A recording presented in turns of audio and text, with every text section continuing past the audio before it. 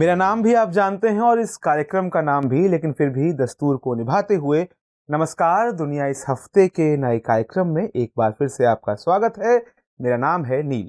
ये कार्यक्रम अंतर्राष्ट्रीय घटनाक्रमों और बदलती सियासत से आपको अपडेटेड रखता है और दुनिया की बदलती सियासत पर एक अच्छी समझ बनाने में आपकी मदद करता है। हमारे आसपास की भू राजनीति कैसे बदल रही है, आज इसी पर आपसे बात करेंगे।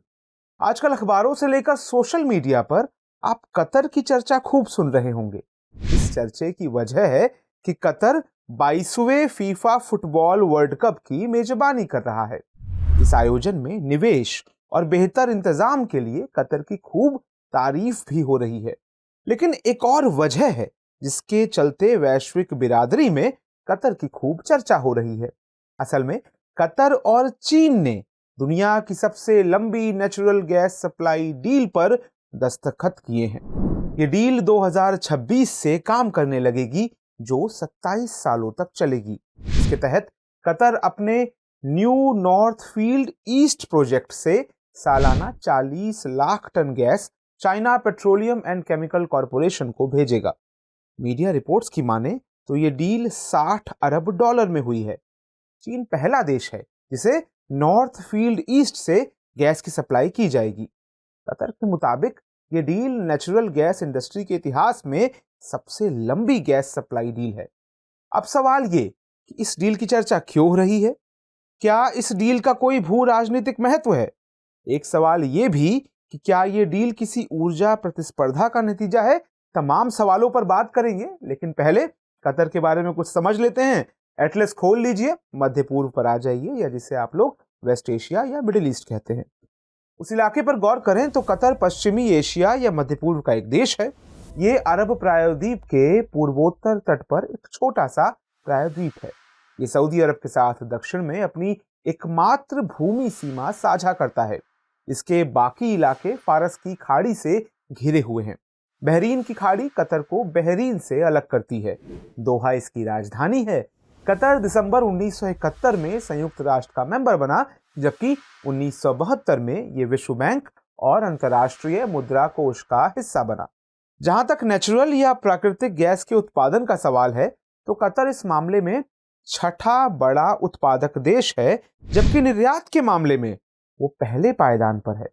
बीते मई में कतर ने अमेरिका को पछाड़कर सबसे बड़े निर्यातक का स्थान हासिल किया था।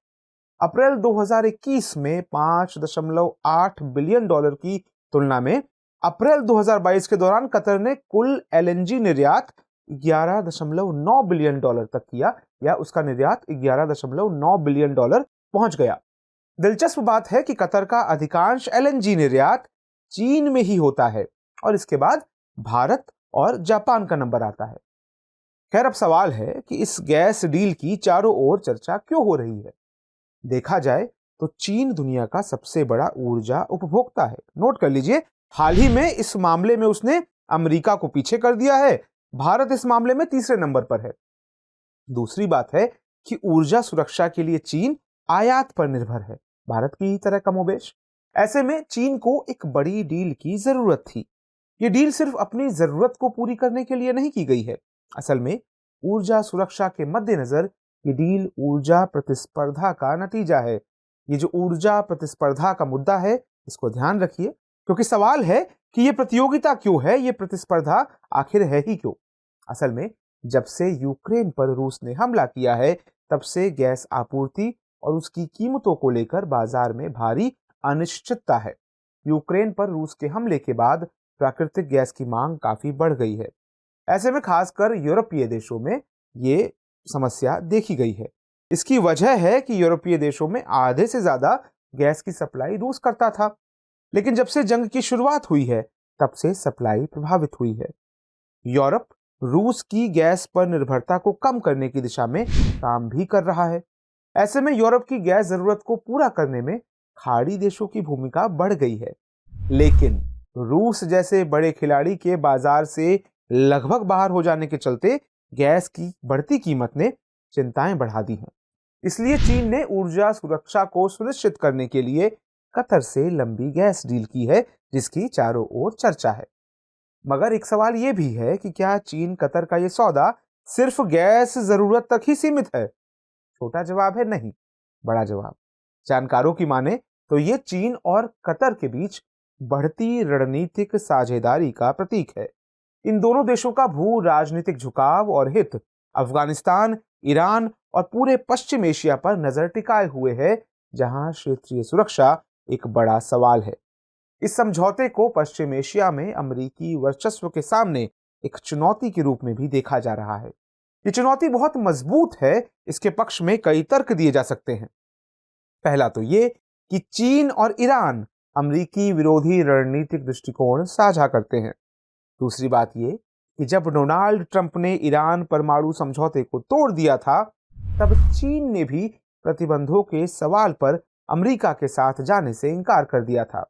अमेरिकी चेतावनियों के बावजूद चीन ने ईरानी तेल खरीदना बंद नहीं किया। अब कतर की ओर से भी इस समीकरण को समझ लीजिए। कतर ईरान का समुद्री पड़ोसी है और दोनों देश दुनिया के सबसे बड़े गैस क्षेत्र को साझा करते हैं। ये तो एक बात हो गई। दूसरी बात है कि 2017 में जब मुस्लिम दुनिया के बड़े खिलाड़ी सऊदी अरब सहित संयुक्त अरब अमीरात, बहरीन और मिस्र ने कतर पर पाबंदी लगाई थी, तब कतर से सारे राजनयिक रिश्ते तोड़ लिए गए। उस मुश्किल दौर में भी कतर ने ईरान के साथ अपने रिश्तों को खत्म करने से इनकार कर दिया। मतलब चीन की ओर से तो ईरान चीन रिश्ते मधुर हैं ही, कतर की ओर से भी ईरान कतर एक दूसरे के करीबी हैं। मतलब कि इस समझौते ने चीन और ईरान को अपनी रणनीतिक साझेदारी को गहरा करने के लिए एक प्रोत्साहन प्रदान किया है। भू रणनीतिक लिहाज से यह सौदा कितना अहम है, अब उसका एक और नमूना देखिए। असल में चीन और कतर दोनों ही देश अफगानिस्तान की भू राजनीति में प्रमुख खिलाड़ी हैं। ये दोनों वही देश हैं जिन्होंने तालिबान के साथ बातचीत के लिए चैनल खोले थे। कतर ने 2013 से दोहा में एक तालिबान राजनीतिक कार्यालय की मेजबानी की और चीन पाकिस्तान के जरिए तालिबान के साथ नियमित संपर्क में था। दोनों ने अफगानिस्तान में शांति के लिए तालिबान से बातचीत की वकालत की थी। सभी प्रमुख खिलाड़ियों की तरह कतर भी अफगानिस्तान में सभी पक्षों से बातचीत में दखल देता रहा है। वहीं चीन की अफगानिस्तान की जमीन पर उस समय भी एक राजनयिक उपस्थिति थी, जब विदेशी मिशन अपने दफ्तरों को बंद कर रहे थे और काबुल को अलविदा कह रहे थे।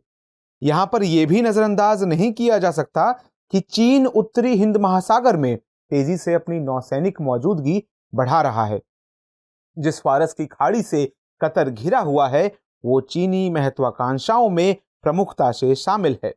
चीन खाड़ी में खलीफा बंदरगाह पर एक सैन्य अड्डे के लिए कोशिश कर रहा है। हालांकि अमेरिकी दबाव में यूएई ने अब तक चीन को सैन्य अड्डा स्थापित करने की अनुमति नहीं दी है, लेकिन भविष्य में खाड़ी में चीनी सैन्य ठिकाने की संभावना बनी हुई है।